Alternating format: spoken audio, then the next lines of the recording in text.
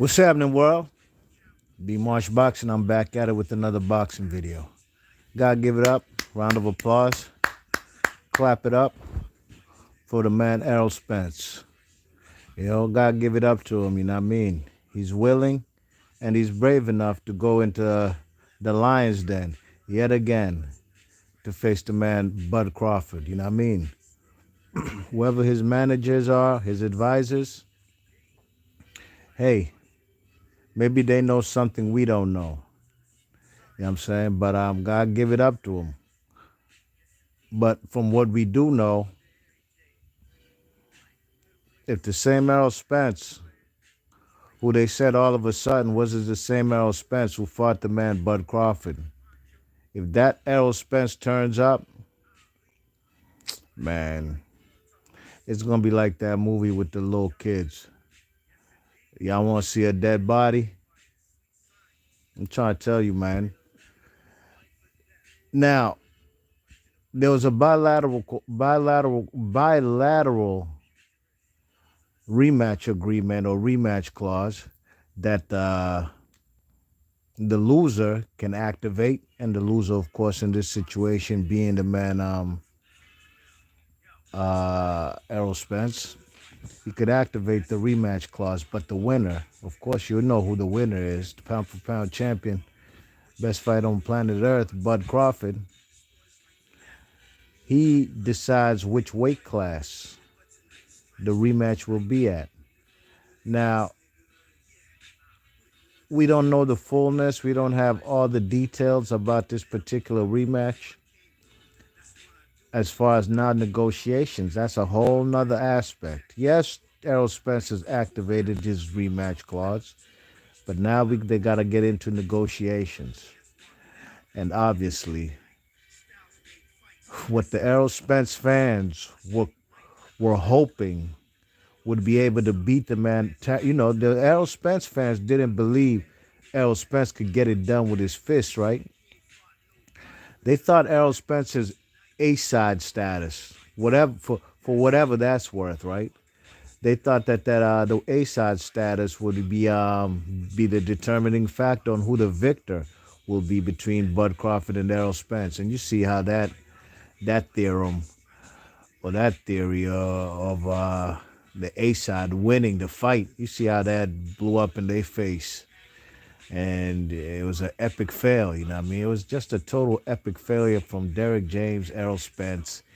The fans alike, the Errol Spence fans, Dallas Cowboys, I mean, they just took a massive L.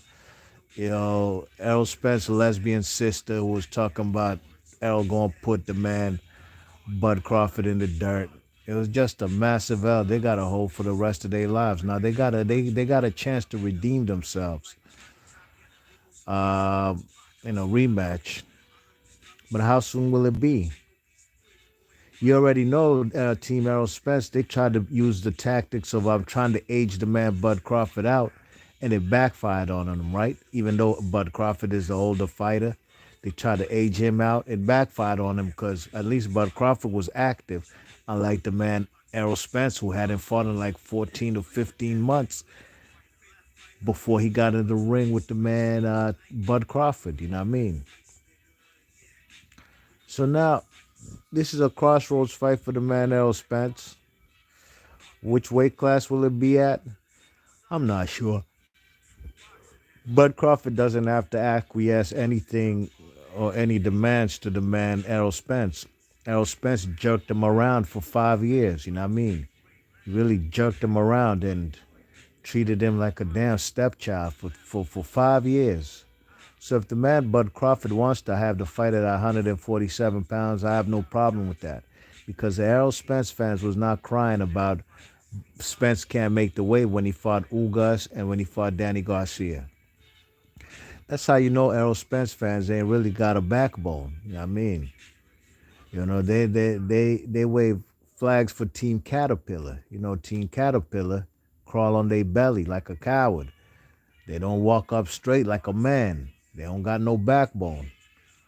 So all these excuses they made, I saw the man Bud Crawford had to spaz out or just went off on one particular fan who I guess who've been trolling him for years. And when Bud Crawford finally beats his man Errol Spence, the dude is on suicide watch. He's in denial. He's still talking some nut ass stuff on Twitter. Terrell Crawford told him, said, "Dog, you been on my nuts." Oof. Damn, that was cold, man. That was cold. You know what I mean? I don't even have to remember what else he said. The first thing the undisputed champion told this nut ass fans, and that was basically, to all the fans alike who, still not giving the man Bud Crawford props, which they don't have to. They could just, gas their man L. Spence, get in the ring there again, and the inevitable's gonna happen. They don't gotta give him props. Bud Crawford gonna let the props get handled, gonna let the props talk with his fists, you know what I mean? Not but the hands, you know. But I do have a feeling, a suspicious inkling that Team Errol Spence gonna try and basically delay the negotiations, draw the negotiations out, prolong them, in order for the man Errol Spence, to heal up from that July 29th beating he got. You know what I mean? Get his dentures right. You know what I'm saying? Probably just gotta, just trying to make everything right for him. You know what I mean? Because they figure, maybe if they prolong, get him some longer time than the date that that we were always told would happen if the rematch would happen, which would be in December. Yeah, I mean, now watch him start talking about January, February, March, or spring of 2024. You know what I'm saying? Yet again, trying to age the man Bud Crawford out. Errol Spence and their team, they really disappointed me over the years. And this was a guy I had been rooting for. It's a damn shame how fellas, start becoming divas and could totally turn you off about them as far as everything about him. Even just his Southern Texas draw, how he speaks. Slim speak like he always bent. You know what I mean? But that's neither here nor there. He's definitely going to be more punch drunk in the rematch because more times than not, I just, shit, even Vernon Forrest couldn't get it done versus Ricardo Mayorga in the second fight. And I know Vernon Forrest is a better fighter than Mayorga, but that dude just had his number. You know what I'm saying? No. But Shane Mosley beat the shit out of Mayorga. But Shane Mosley just had no answers for a man like Vernon Forrest. So I'm trying to tell you, man, the rematch, Spence might do better. Kind of sort of like Holyfield versus Lennox Lewis in the second fight.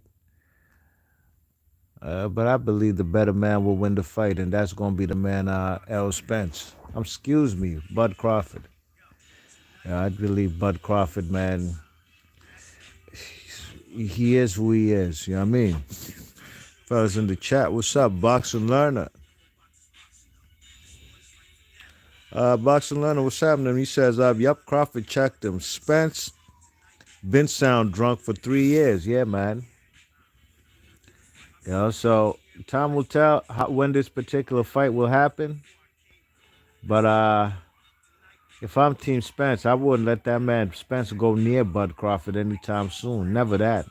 Bud Crawford's confidence is at an all-time high, but he's also not a guy who gets too high, and he's not a guy who gets too low. You know what I mean? I doubt that he's going to have his head gassed or think he's the best thing since pants with pockets or the best thing since sliced bread because he beat Errol Spence. I mean, Errol Spence was supposed to be the so-called boogeyman, but Bud Crawford told y'all, how could the man Spence be the boogeyman when I'm chasing him?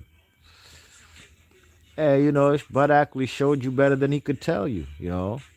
Actions speak louder than words. And what we saw on July 29th, Errol Spence fans still not over it. Believe you me, they not over it, man. Like I told y'all before, man, some of these fellas, man, who was on this YouTube shit every day, had a whole morning show dedicated to propping up propping up Spence with the next girl, you know what I mean, at 78. Yo, but look what happened, man. Now these people ain't even around. What happened to that? It's like, damn, yo, imagine this, right? Imagine you watch Fox Sports Sunday, Fox Sunday every Sunday, the pregame shows. You watch your NFL on Sunday. Game start at 1 o'clock Eastern Standard Time. You put on your TV every 12 o'clock to watch Terry Bradshaw and them and Michael Strahan and Jimmy Johnson and these guys, Howie Long. You hear them talking, propping up. I don't know. Let's say they keep talking about the Cowboys all season. They keep gassing up the Cowboys. Ooh, Cowboys this, Cowboys that. Ooh. And then on the very final week of the NFL season, the Cowboys get knocked off. They get knocked off by a team that just a team knocks them out and they don't even make the playoffs. Now imagine the next Sunday and Sundays after that. These fellas just cut the plug. I'm talking about NFL Fox Sunday. Yeah, I mean, they just cut the plug. They stopped coming on TV. Now at 12 o'clock when you put on your Fox 5 at 12 o'clock p.m. or Sunday before the games, they showing you infomercials. Yeah, I'm saying that's exactly what these Errol Spence fans did. You know what I mean? You know? They talked all that jive nut ass shit just for them to stop coming on YouTube and even close down their morning show. Damn, damn. That's what I told y'all, man. Don't ever in your motherfucking life stick your neck out for any of these boxers that you don't know. Even if you know them personally. Don't do it, Mo. Don't do it. Because you're going to end up in your feelings on a suicide watch.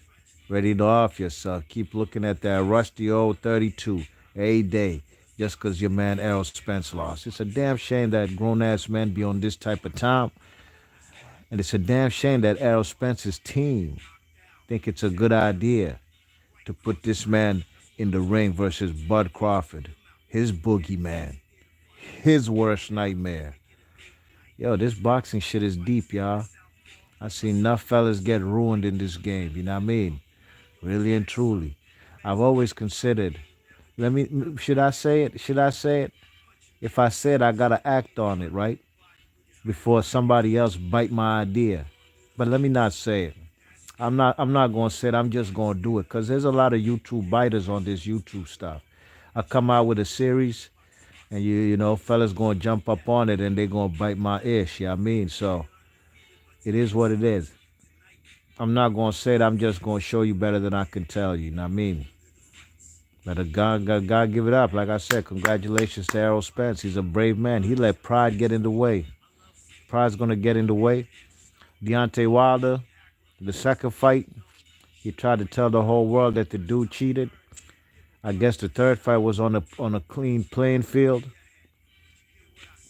And he fought his heart out, no question about it. Definitely a better performance than the second fight, absolutely, in the third fight. But Wilder went out on his shield in the third fight. Yeah. You know, at least in the second fight, he got stopped on his feet. Me, really and truly, I'd rather tell my children I got stopped on my feet. Slim ain't put me on my back. Then tell my children or my grandchildren in the future how I got left face flat on the canvas. Yeah, I mean. And you know, but this boxing game, when fellas fall face first on the canvas, like the great Roy Jones always says, he's not getting up. He's not getting up, Jim. He's not getting up. So time will tell. We shall see. When will this fight happen? I'm hoping this fight happens when they said it's going to happen, before 2024. We shall see.